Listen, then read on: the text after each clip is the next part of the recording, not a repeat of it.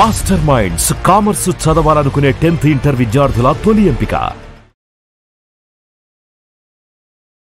నమస్తే, welcome to Suman TV. నేను మీ anchor సిరి. Right no మనతో పాటు ఉన్నారు హైకోర్టు అడ్వకేట్ అలగిరి రవీంద్రనాథ్ గారు. ఇప్పటి వరకు మనము ఎన్నో రకాల వీడియోస్ డివోర్స్ గురించి అండ్ అలాగే డివోర్స్ అయిన ఎస్పెషల్లీ పేరెంట్స్ యొక్క ఆస్తిలో పిల్లలకు వాటా ఉంటుందా వీటి గురించి మనం ఎన్నో వీడియోస్ అయితే చేయడం జరిగింది. సో అందులో నుంచి ఒక కమెంట్ కూడా పెట్టడం జరిగింది. ఈ రోజు ఆ కమెంట్ గురించి అలగిరి రవీంద్రనాథ్ గారిని అడిగి దానికి ఒక సొల్యూషన్ని మనం తీసుకునే ప్రయత్నం చేద్దాం. నమస్కారం అలగిరి రవీంద్రనాథ్ గారు. నమస్తే అండి సిరి గారు. సార్, ఒక కమెంట్ అయితే పెట్టడం జరిగింది. రీసెంట్గానే నేను నా భార్యతోటి విడాకులు తీసుకున్నాను. అయితే నాకు ఇద్దరు పిల్లలు. ఇప్పుడు ఆ ఇద్దరు పిల్లలు కూడా నా భార్యతోటే ఉండడం జరుగుతుంది.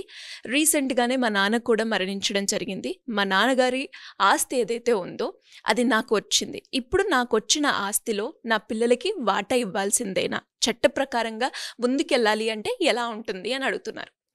ఇది చాలామంది ఎదుర్కొంటున్న సమస్యే.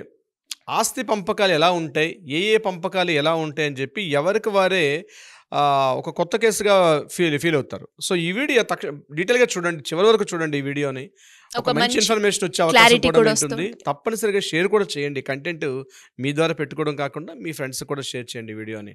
సో ఇక్కడ విషయం ఏంటంటే, ఇతను డివోర్స్ తీసుకున్నారు, ఇద్దరు పిల్లలు ఉన్నారు. ఆ పిల్లలిద్దరు కూడా తల్లి దగ్గరే ఉన్నారు. ఇతనికి ప్రాపర్టీ వాళ్ళ ఫాదర్ ద్వారా సంక్రమించినటువంటి ప్రాపర్టీ. ఇందులో పిల్లలకి హక్కు ఉంటుందా ఉండదా? ఇక్కడ గుర్తుపెట్టుకోండి డియర్ ఫ్రెండ్. యాక్చువల్గా మీరు చెప్తున్నటువంటి క్వశ్చన్కి ఆన్సర్ ఏంటంటే, మీ నాన్నగారి యొక్క ప్రాపర్టీ అది ఆయన యొక్క స్వార్జితమా కాదా? Number 1 point. ఇప్పుడు ఆయన ఓన్గా సాధించినటువంటి ఆయన స్వార్జితం యొక్క ప్రాపర్టీ ఆయన మీకు ఎలా అందజేశారు? అంటే వీలునామా ద్వారా అందజేశారా, లేకపోతే ఆ ప్రాపర్టీ మీకు భాగపంపకాల ద్వారా వచ్చిందా? అంటే ఎలా చూడండి. ఇప్పుడు మీ నాన్నగారు వీలునామా రాశారు. ఆ వీలునామాలో మీ పేరు స్పష్టంగా రాసి మీకు ఆ వీలునామా ద్వారా ఒక ఇల్లు, హౌస్, ప్రాపర్టీ ఏదో ఒక ఇల్లు అనుకుందాం, ఆ ఇంటిని మీకు ఇచ్చినట్టయితే దాని మీద పూర్తి హక్కులు మీకే ఉంటాయి తప్ప మీ పిల్లలకు ఉండే అవకాశం లేదు. నెంబర్ 1 పాయింట్ గుర్తు. ఇప్పుడు వీలునామా రాయకపోతే సార్? ఇప్పుడు వీలునామా రాయకుండా అతను చనిపోయారు. వీలునామా రాయకుండా చనిపోయినప్పుడు మీతో పాటు ఎవరైతే మీ సిస్టర్స్ కానీ మీ బ్రదర్స్ కానీ మీతో పాటు ఎవరైతే ఉంటారో అది క్లాస్ 1 లీగల్ హెయిర్స్ అందరికి కూడా చెందుతుంది. అంటే మీ ఒక్కరికే కాకుండా మీ నాన్నగారు వీలునామా రాయకుండా చనిపోతే ఆయనకున్నటువంటి ప్రాపర్టీ మీద యాజ్ ఎ లీగల్ హెయిర్గా మీతో పాటు మీకు ఎవరైతే బ్రదర్స్ కానీ సిస్టర్స్ కానీ అదేవిధంగా మీ మదర్ ఉంటే మదర్కి వీళ్ళందరూ కూడా లీగల్ హెయిర్ చెందుతుంది. అది గుర్తుపెట్టుకోండి.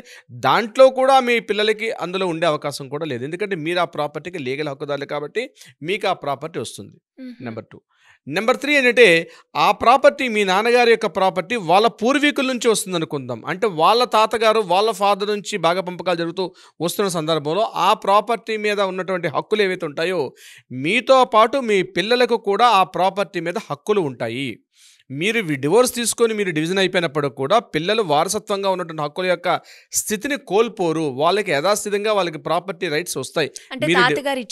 తాతగారి యొక్క తాతల అంటే 4వ తరం జనరేషన్ పిల్లలు కాబట్టి వాళ్ళ తాతల నుంచి వస్తున్న ప్రాపర్టీ ఏదైతే ఉందో ఆ ప్రాపర్టీ మీద మీ పిల్లలకు కూడా ప్రాపర్టీ రైట్స్ బై డిఫాల్ట్ వస్తాయి. అంటే పుట్టిన క్షణం నుంచి ఆ ప్రాపర్టీ మీద రైట్ ఉంటుంది కాబట్టి అది ఎకరాలైనా, ఇల్లైనా, ఫ్లాట్ అయినా ఎటువంటి ఇమూవబుల్ ప్రాపర్టీ ఏదున్నా సరే తప్పనిసరిగా దాని మీద వాళ్ళకి వచ్చే అవకాశం ఉంటుంది. ఇది గుర్తుపెట్టుకోండి. అందులో కూడా పార్టిషన్స్ బాగా పంపకాలు అయిపోయి, అంటే మీ 4వ జనరేషన్ పిల్లలకి మీ బాగా పంపకాలు అయిపోయి ఆ బాగా పంపకాల ద్వారా ఆ ప్రాపర్టీ వస్తే ఆ ప్రాపర్టీ మీద కూడా మీ పిల్లలకి ప్రాపర్టీ మీద హక్కులు ఆటోమేటిక్గా వస్తాయి. నేను డివోర్స్ తీసుకున్నాను కాబట్టి నా పిల్లలకి ప్రాపర్టీ మీద హక్కు లేదు అనడం కుదరదు. ఇక పిల్లలు మీ దగ్గర ఉన్నారా లేకపోతే మదర్ దగ్గర ఉన్నారా అది కూడా సంబంధం లేదు. అది ఎవరి దగ్గర ఉన్న విషయాన్ని కూడా పరిగణలో తీసుకోరు. ఎందుకంటే పిల్లలు మీకే జన్మించారు కాబట్టి మీకు సంబంధించిన ప్రాపర్టీ ఏదైతే వచ్చిందో దాని మీద పూర్తి హక్కులు మీ పిల్లలకి బై డిఫాల్ట్ ఆటోమేటిక్గా వాళ్ళకి వస్తాయి. ఇక ఇందాక నేను చెప్పినట్టుగా ఆ ప్రాపర్టీ వీలునామా ద్వారా రాయకుండా మీ నాన్నగారు చనిపోయారంటే ఈ మధ్య కోర్టుల్లో కూడా నేను చెప్తున్నా అండి, 66% కేసులు అన్నీ కూడా పూర్తిగా ఈ ఆడపిల్లలకు సంబంధించిన కేసులే వస్తున్నాయి.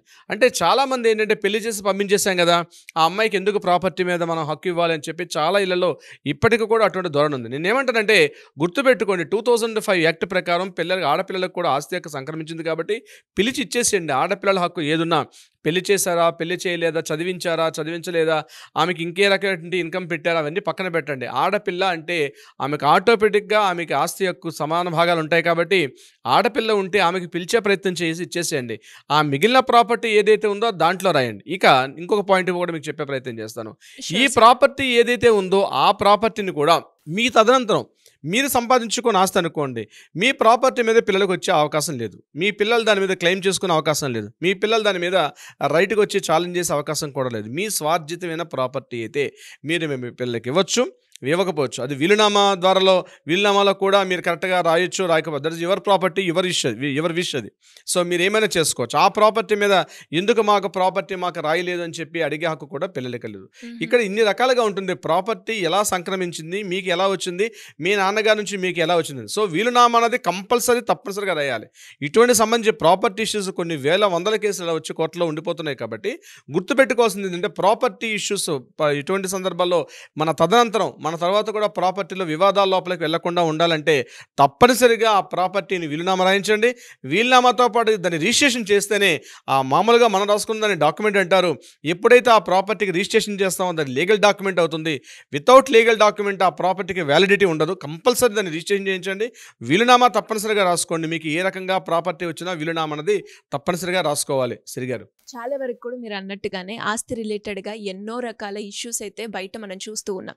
అలాంటి వాళ్ళు ఎవరైనా కూడా లీగల్ పరంగా ముందుకు వెళ్ళాలి, మాకు మంచి గైడెన్స్ కావాలి అండ్ మేము ఏదైతే ఆశిస్తున్నామో దానికి తగ్గట్టుగా రిజల్ట్ రావాలి అనుకునే వాళ్ళే చాలా మంది ఉన్నారు. అలాంటి వాళ్ళు ఎవరైనా కూడా మిమ్మల్ని అప్రోచ్ అవ్వాలి అంటే ఎలా ఉంటుంది? ప్రాపర్టీ రిలేటెడ్ సంబంధించి ఎటువంటి వివాదం ఉన్నా సరే, ఎటువంటి సలహా కావాలనుకున్నా, ప్రాపర్టీలో ఏ భాగ పంపకాలు ఎలా చేయాలి, పార్టిషన్ డీడ్ ఎలా చేసుకోవాలి, పార్టిషన్ షూట్ ఎట్లా ఫైల్ చేయాలి, మీకు ప్రాపర్టీకి సంబంధించి ఎటువంటి ఇన్ఫర్మేషన్ కావాలనుకున్నా రవీంద్రనాథ్ లీగల్ టీమ్ ఎప్పుడు కూడా అందుబాటులో ఉంటారు. 24/7 any time. Just you can call me. కింద స్క్రోల్ అవుతున్న నెంబర్ని కాంటాక్ట్ చేయండి. లేదా మీరు ఎక్కడున్నా పర్వాలేదు, 2 తెలుగు రాష్ట్రాలు ఉండాల్సిన అవసరం లేదు, మీరు దేశంలో ఎక్కడున్నా పర్వాలేదు, ప్రపంచంలో మీరు ఏ మూల ప్రాంతంలో ఉన్న ఈ వీడియో చూసిన వాళ్ళు ఎవరైనా సరే మీకు ప్రాపర్టీకి సంబంధించి ఏదైనా ఇన్ఫర్మేషన్ కావాలనుకుంటే ఇమ్మీడియట్గా మొబైల్ తీసుకోండి, కాల్ చేయండి. లేదా కింద వాట్సాప్ నెంబర్కి మీ డీటెయిల్స్ ఫార్వర్డ్ చేయండి. మన లీగల్ టీం వల్ల మీకు అప్రోచ్ అవుతారు. ఒక అడ్వైస్ కావాలంటే ఇస్తారు. లేకపోతే ప్రాపర్టీ రిలేటెడ్ ఏదైనా కోర్టులో వివాదాలు ఉంటే వాటికి సొల్యూషన్ చెప్పే ప్రయత్నం కూడా చేస్తారు. బట్ వీలైనంత వరకు ఈ వీడియో ఇన్ఫర్మేషన్ని వీలైనంత మందికి షేర్ చేయండి. ప్రతి ఇన్ఫర్మేషన్ లీగల్ వచ్చిన మన కాంబోలో వస్తుంటే ప్రతి వీడియోస్ ప్రతి ఒక్కరికి షేర్ చేయండి.